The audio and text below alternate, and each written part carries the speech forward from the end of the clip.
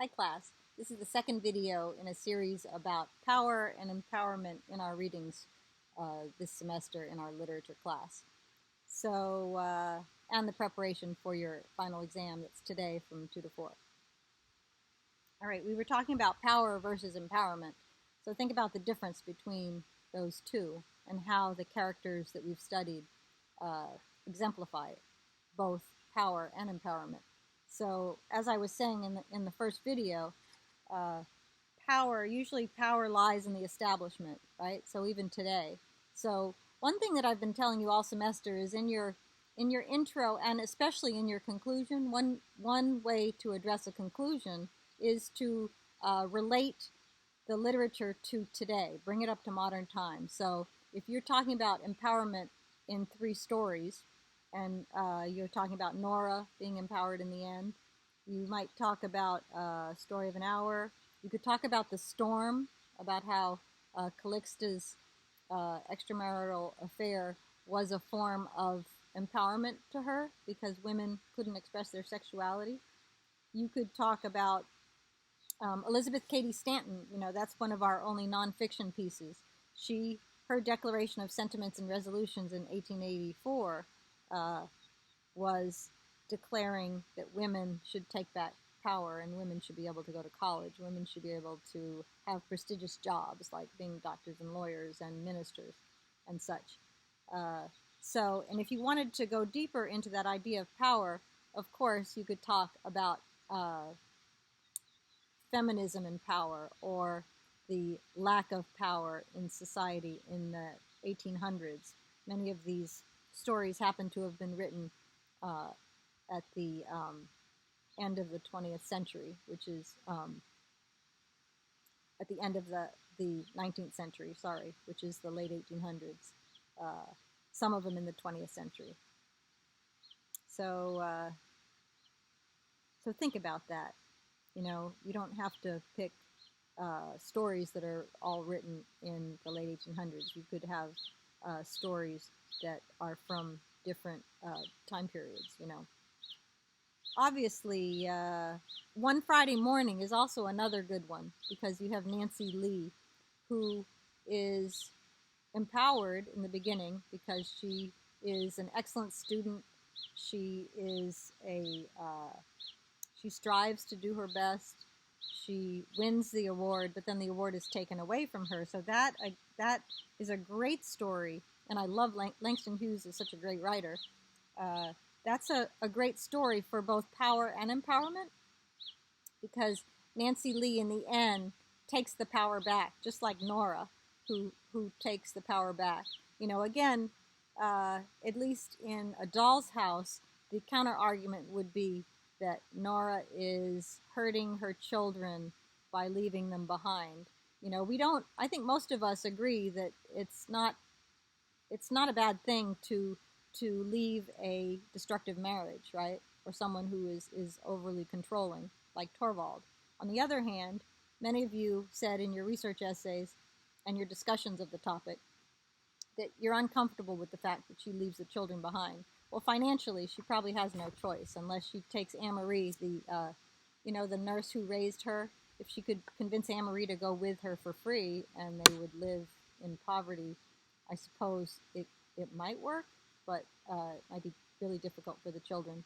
So I think you could say that she cops out a little bit there because we see that she leaves the children with the figure who's in power, who will continue to treat them like dolls, you know, like dolls in a dollhouse. You know, and it affects not just her daughter, but her 2 sons, maybe even more so the sons, because they perpetuate that bad dynamic, you know, that patriarchy with white men in charge. So let's see, some of the other stories that I haven't talked about. Let's look at the idea of secrets. I briefly talked about that in the first video. So, you know, on seeing the 100% Perfect Girl One Beautiful Morning, you know, the Japanese story by Haruki Murakami, that's on page 56 in your textbook. He has a secret, right? he's in love with the girl who walks by him one beautiful morning, one spring morning in Tokyo on a street, and he sees this girl. And if you suspend disbelief, like we talked about in class, and just maybe you accept that maybe that is the 100% perfect girl for him, the fact that he won't approach her, that he's fearful, and again, many of you wrote about this, who wrote about the story, that's his secret. And then he comes up with this whole alternate reality, this whole story that he might have told her, where he's younger and they meet and they decide that they'll leave it to fate. And that again is in the made up story. That also is not a good idea because they both suffer from influenza, lose their memories, and never meet again, because what they had agreed to in the made up story that he would have told her was that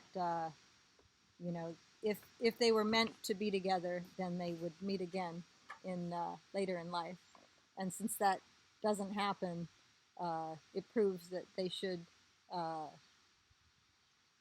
be together, and come what may. So his secret would be the idea that she is the perfect girl for him, and he doesn't act. He takes no action. It's really a story of inaction and of his thought process about what might have been. So it's really quite tragic. So let's see, other stories with secrets. I discussed Story of an Hour already. So you have Louise with her secretly rejoicing the death of her husband, that then ends up destroying her because he walks in the door and had never been killed that day. What other stories have secrets? I suppose if you wanted to, you could talk about marriage, secrets and marriage, and you definitely talk about the storm. You talk about the secrets between not only the female characters, but the male characters there. So you have Alcée has a secret, and Calixta has a secret, and it's their affair. Will it happen again? What will be the result? A lot of these stories might frustrate you because they are open-ended, just like A Doll's House. In some productions of A Doll's House, they,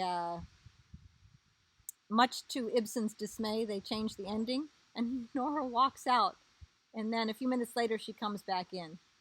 So, and Henrik Ibsen was not happy with that ending at all, because it was counterproductive to his whole purpose in writing the play, which was to upend social norms.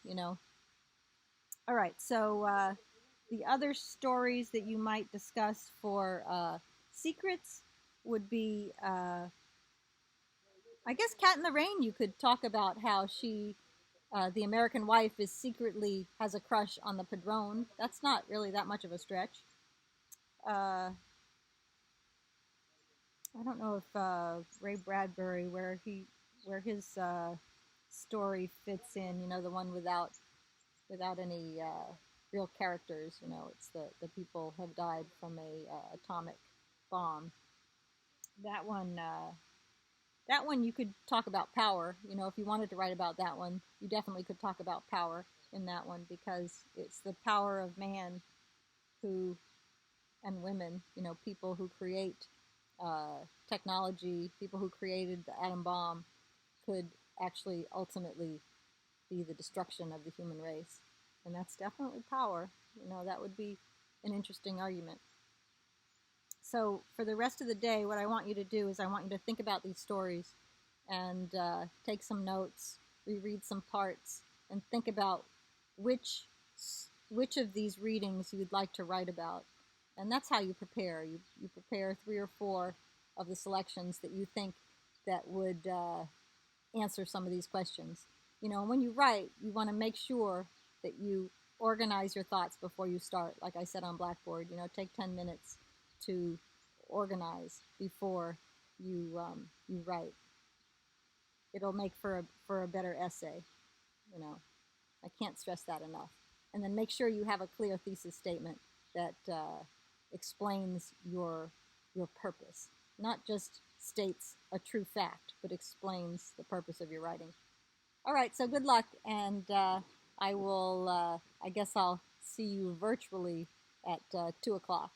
Check a little bit before because I'll post the research. I'll post your exam probably about 10 of 2, just to give you a little time to get organized. All right, good luck, and if you haven't submitted your research essay, you need to do so ASAP because you know it. You need that to pass the class.